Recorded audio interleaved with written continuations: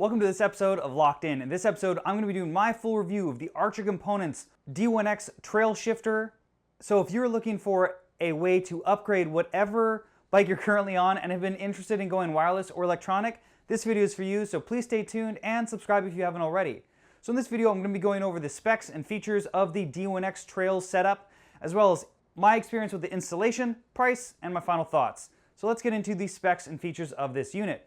Now, this is basically a bundle that is going to come with essentially a shifter and a shift unit. This is going to wirelessly communicate between the two, and there are some cool features that this allows to do when installing it on your existing bike using your existing derailleur. So this system is essentially going to utilize whatever components you have on your bike, so you are only limited by the cassette capacity of your current derailleur, not by the amount of gears that are on your cassette. So this is going to allow you to use this setup in a 2-speed all the way up to a 20-speed, which nobody currently makes. So if you have an old 7-speed bike and you can get a 12-speed cassette on there, you're good to go. And all you need to buy is a cassette and a new chain. This unit combo is battery operated. They do provide a charger with the setup, and you're going to get about an estimated 80 hours of battery life, and that's kind of what I've been seeing since I've been testing the unit out.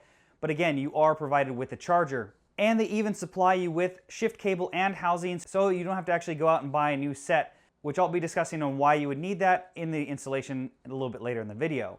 The features of this unit, again, are going to allow you to basically choose how many gears you want for your rear derailleur. So you're not limited by your shifter or anything else. You're just limited by, again, the capacity of that rear derailleur.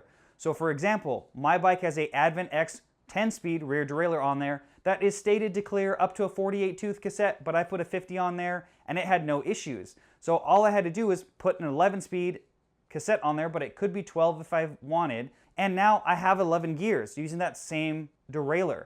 Still have the clutch, everything else works just like it would, but now I have that extra gear in the gear range. So that's going to open up a lot of future proofing for this setup, or if you have an existing bike. So that leads me into the features. Again, you can choose how many gears you want to use when pairing this shifter and shift unit together. You do have shift speed variability. You can actually choose it to do a multi-shift for as many or as little gears as you want, so you can press and hold and go all the way up the cassette, or have it stop at 2 to 3 or 5 gears or whatever you like, kind of like a mechanical system may do from Shimano or SRAM or any other major brand. It also features a get home mode, meaning that if it senses that you're going to be running out of battery, it'll automatically shift it into the gear that you'd like, so you can make sure that you can make it up that last climb, or at least know that you're not going to be stuck in your hardest gear when you deplete the battery system, to give you that peace of mind since it is a battery operated unit. There's a lot of other features that are in there that will constantly be updating and upgrading, because essentially it's just an app controlled device. So whatever the features they can build into it in the app can automatically go to your unit. So there's going to be a lot of other features that you may or may not use, but those are the core ones that I used the most and liked the most about this system overall. And you can individually tune the gears, and I'll get into why that's important later as well. So that's going to lead me into installation. Installing this setup is pretty straightforward. This is by no means a tutorial. Please check out their YouTube channel to watch how to install that. That's actually what I watched when installing mine. But essentially, you're going to be taking off your existing cable and shifter, and then you're going to be mounting the shift unit to the rear chainstay, or you can mount it via their bracket to any bottle boss on your frame, so on your down tube, seat tube, or underneath your down tube, wherever you'd like, you can mount this unit remotely as well. Then you're simply going to use the provided shift housing and cable to link the unit onto your derailleur. You're going to mount it with the provided straps, tightening down the hardware, and then you're going to open up your app, select the amount of gears that are going to be on your rear cassette, and then start individually tuning each individual gear. Now that being said, you are still going to have to set the B limit, because obviously it cannot control the B limit of that. So you will have to have that set up, as well as your limits on your derailleur. I would set up as a fail-safe, but technically if you tune that derailleur just right, you don't really have to, but I would just in case. After that, they recommend to go out for a ride to double check your shifting for each individual gear. What I basically did is I just went to my local neighborhood and I would just shift up and down into each gear and then refine that in the app. I basically rode around with my phone out, again, in an area where there's not a lot of cars or anything that would hit me or I would hit, to refine anything while out on the trail. And that was basically it. After that, it was a set it and forget it kind of thing. I haven't had to reopen the app to adjust any gearing since. The only thing I have done is maybe refine the shift speed or multi-shift just based on my preference after riding it more and more throughout my testing process. So that's going to lead me into the price of this unit.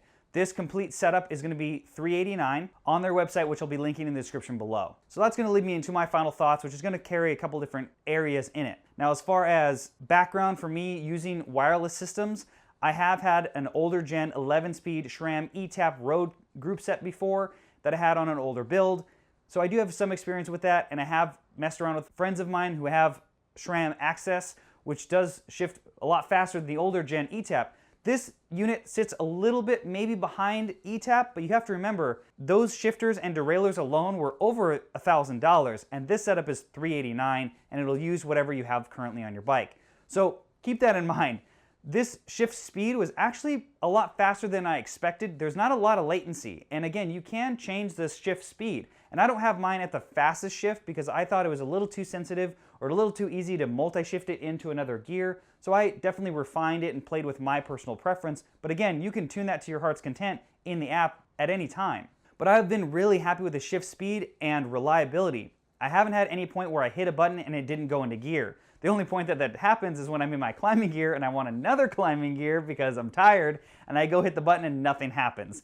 So that's something where the first time or two I might look down and see that, oh, I'm already in my easiest gear because there's no audible beep or click. That would be kind of nice if they could add it. I don't know how they would, but just something to know that you're in the farthest point of either end of the cassette, because unlike mechanical set, you don't get that tactile feedback when that happens, but that's just me. Besides that, battery life wise, I haven't had to charge the system, and again, 80 hours is gonna vary depending on how often you shift, and that's a lot of riding. If most people who are professionals might ride 20 to 40 hours a week, so most of us average people, 80 hours is gonna be over a month, most likely. And again, I've kind of seen that. I haven't had to charge the unit since. But now, using a setup like this, you do have to keep in mind you are going to have to keep that battery charger on you or with you if you're going to take this bike out for traveling or anything like that, so you can charge the batteries remotely, because it isn't a small lithium-ion proprietary battery pack like some other units that are a little bit easier to just charge on the go.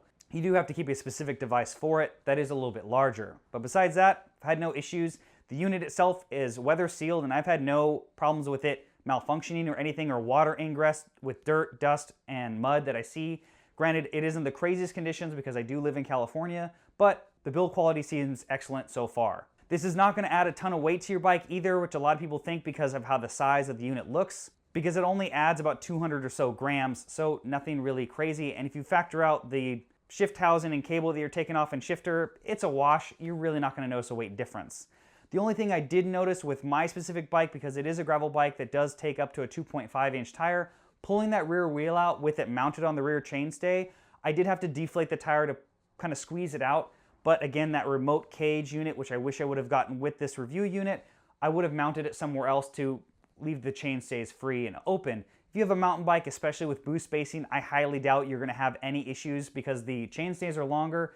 So that's going to allow you to get the tire out of the way. So I think it's just my specific case with how big of a tire this setup uses. But again, can be easily solved with their remote water bottle boss cage.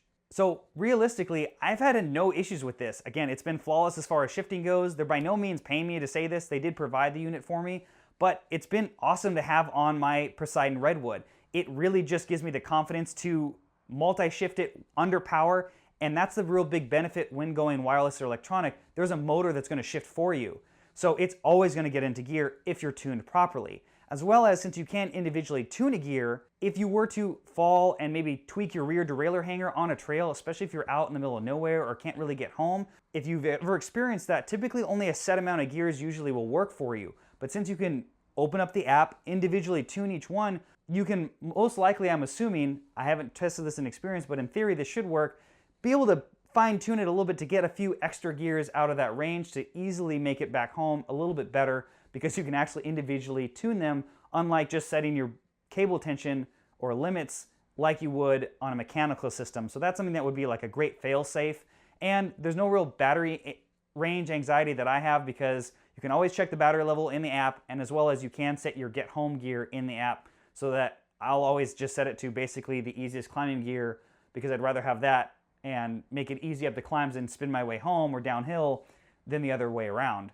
So I've definitely been really happy with this system, and I think for someone who's looking for something that is an easy way to future-proof your bike, as well as since you are using existing derailleurs on your bike, you can get a cheaper or lower-end derailleur if you tend to rip them off your bike regularly. So that's going to help your running costs going forward as well, especially for mountain biking.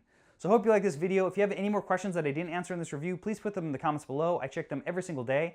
And you can turn notifications on so you can see all the cycling content and reviews I put out on this channel every single week, as well as you can follow me on Facebook and Instagram, or help support Locked In, since this is my full-time job, on Spreadshirt or Pateron, where I offer monthly consultations for my top 2 tier levels. And lastly, thanks for watching this episode of Locked In. Let's get locked in today, like the